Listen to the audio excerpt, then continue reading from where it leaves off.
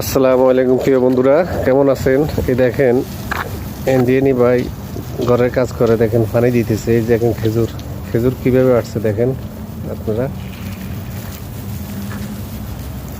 বাসাতে পানি দিতেছে দেখছেন, গরমে জ্বালায় পানি দিতেছে। ছোট্ট গাছের মধ্যে কিভাবে খেজুর আসে দিচ্ছে দেখেন। এই 15 দিন আর 10 দিন 15 দিন পরে ফাঁকি যাবে ওই খেজুরটা, দেখছেন? এই দেখেন কত খেজুর ছোট ছোট গাছের মধ্যে। 10 দিন 15 দিনের মধ্যে ফাঁকি যাবে ওই সবগুলো, সব গাছে আছে খেজুর।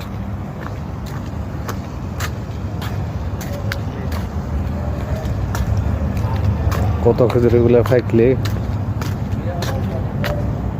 দেখছেন, 10 দিন 15 দিনের মধ্যে ইনশাল্লাহ